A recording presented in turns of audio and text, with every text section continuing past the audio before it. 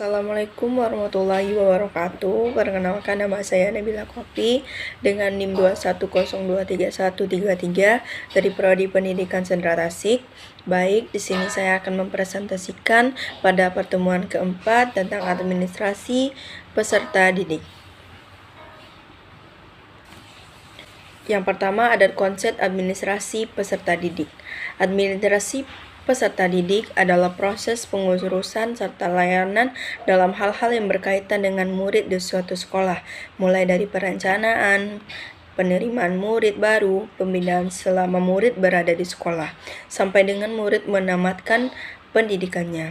Menurut Sujipto tahun 1991, administrasi peserta didik adalah proses mengelola kegiatan dan mengatur kegiatan yang berguna dalam proses perbaikan kegiatan tersebut agar kegiatan tersebut dapat terlaksana dari awal hingga akhir.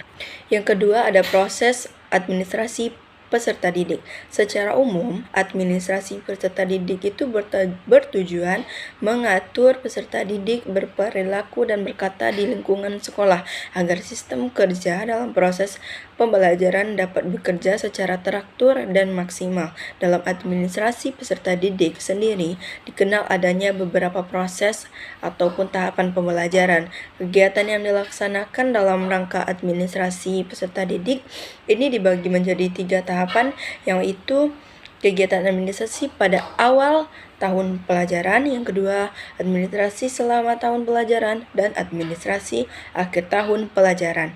Yang pertama, kegiatan awal tahun pelajaran. Kegiatan awal tahun pelajaran ini dilaksanakan setiap sekolah adalah melaksanakan penerimaan murid baru. Penerimaan murid ini adalah proses seleksi dan pencatatan murid yang memasuki sekolah tertentu setelah memenuhi persyaratan-persyaratan yang ditentukan oleh sekolah yang bersangkutan. Yang kedua, selama tahun pelajaran, kegiatan atau langkah lebih lanjut setelah murid diterima di sekolah adalah membina murid tersebut sehingga berkembang kemampuannya secara maksimal sesuai dengan tujuan sekolah.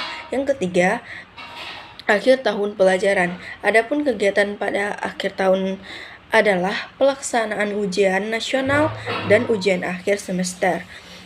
Yang adapun jenis instrumen, beberapa instrumen dalam administrasi peserta didik, yaitu yang pertama buku induk. Buku induk ini adalah buku yang merangkum semua kegiatan peserta didik mulai dari masuk sekolah sehingga tamat, serta merangkum semua kegiatan yang ada di sekolah termasuk sarana dan prasarana sekolah. Yang kedua ada buku klaper. Buku klaper ini adalah buku pelengkap buku induk yang dituliskan menurut abjad dan berfungsi untuk membantu petugas dalam mencari data di dalam buku induk. Yang ketiga ada daftar keadaan siswa. Buku ini digunakan dan diberlakukan kegiatan siswa memulai pelajaran di sekolah tersebut sampai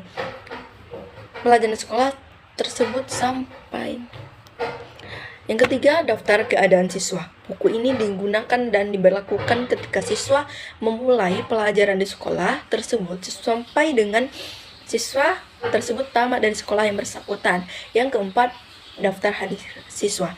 Daftar hadir siswa ini sangat penting dilakukan guna untuk mengetahui keadaan setiap hadir siswa saat melakukan proses pembelajaran menurut Asnawir tahun 2005. Yang kelima ada file penyimpan berkas siswa.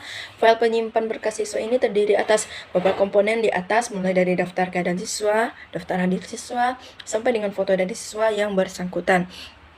Yang keempat, peran guru dalam administrasi.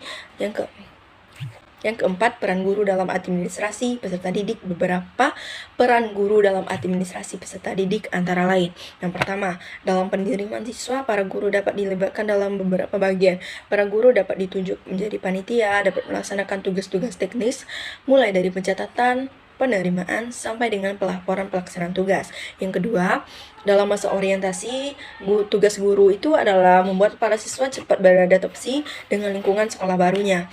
Peranan guru dalam hal ini sangat penting, karena andai kata terjadi salah langkah pada saat pertama dapat berakibatkan kurang beruntung bagi jiwa anak untuk waktu selanjutnya. Yang ketiga, untuk pengaturan keadaan siswa di kelas, guru diharapkan untuk mampu mencatat atau merekam kehadiran ini meskipun dengan sederhana, akan tetapi harus baik. Daftar kehadiran ini memungkinkan untuk bahan pertimbangan nilai siswa, misalnya pertimbangan untuk kenaikan kelas. Yang keempat, dalam memotivasi siswa untuk senantiasa berprestasi tinggi, guru juga harus mampu menciptakan suasana yang mendukung hal tersebut.